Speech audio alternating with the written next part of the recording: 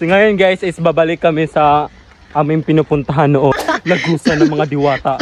Andito na kami. So maraming nagko-comment sa ating vlog for today's video, no. What's up guys? Adto na pod mi, pasaba na pod mi for today's video. Kawan ako si Ot-Ot.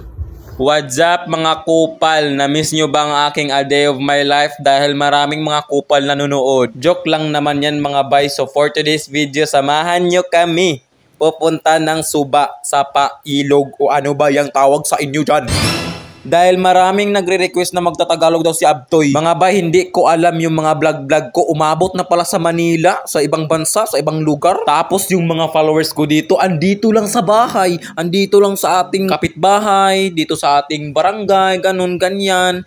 Tapos hindi ko na malayan mga bay. Umabot pala siya sa Manila, sa mga Tagalogers doon, pumunta. Dahil marami din nagko-comment na magtagalog ka. Hindi namin naintindihan. Kapal mo. Pero mga bay, dahil yan ang request nyo. Hala, ako po ay magtatagalog kahit ako ay nahihirapan. Hindi ako marunong magtatagalog for sure. Pero gagalingan ko para sa inyo, mga kupal kayo. Sa lahat ng mga bagay na ipang-request nyo sa akin, ito yung hindi ko gusto. Pakita mo ang maganda nating view. Pero mga bay, sa lahat ng mga vlogs ko, yung mga A Day in My Life ko, umabot siya ng mga malalaki na views. Guys, is babalik kami sa aming pinupuntahan noon. Papasok na sila sa Encantadia. Lagusan. Lagusan ng mga diwata. Andito na kami. Sunod pa yung vlogger. Tapos ako ang Japan third floor. Magpasuba. Tala na. So maraming nagko-comment sa ating vlog for today's video, no, kung saan ba yung suba na ating pinupuntahan. So dito nyo lang makikita ang aking kagapuhan. Pero bay, ako ay nai-stress sa kanila bay. Akalain mo, ako na nga yung magbabalik sa kanila para kunin yung mga kaibigan ko dahil wala silang motor. Tapos ako pa yung nagsasaing dito para isugba yung isda. Ang ina mo, Berbs! Hindi ba kayo naawa ni Abtoy? Pero okay lang mga bay, dahil ako lang naman yung pogi dito sa amin. Siyempre gawin natin para sa kanila. Dahil ako ay mabait na bata, gawin natin ang gusto nila. Huwag na kayong agda-agda ng pagpasuba kung ako lang naman lahat yung mga ginagawa nyo. Bitaw no, hindi man naglagot si Abtoy dahil ginusto lang naman ni Abtoy dahil para kami ay makakain. Ganun. Pero mga bay, grabe bay. Sila enjoy na pero ako, grabe, napapagod na ako sa mga ginagawa ko dito. Tanginan nyo, kung hindi lang ako pogi, hindi ko na to ginagawa. Oh, ano nang nangyari?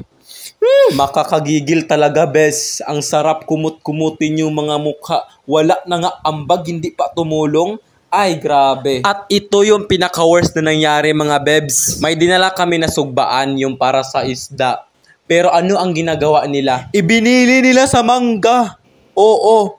Dahil ako ay nagkukuha sa mga kaibigan namin dahil wala sila motor. Dahil ang taas-taas ng lalakarin nila, kinuha ko sila. Pero anong ginagawa nila sa sugbaan?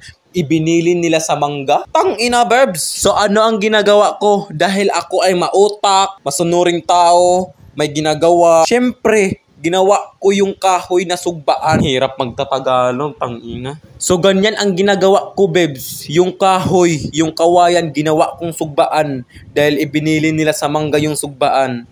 Ang sarap talaga kumutin yung mukha sa nagbilin, Bebs. Ako'y na-stress sa mga putik na yun, mga Bebs. Pero hindi ako ma-stress sa kagwapuhan ko. Ma-stress si Abtoy. No, never nyo itong ma-stress. Pero alam nyo mga bebs, kung sino pa yung walang ambag, sila pa yung nauuna kumain. Huy, grabe ka self, parang may tinatamaan ka dito.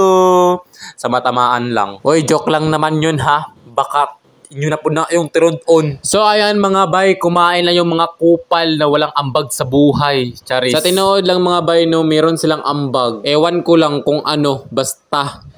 Oh, tawa-tawa pa. Ito yung may kasalanan sa lahat. Grabe, bay. Actually, mga bay, siya yung nagbilin sa sugbaan. Sos, grabe.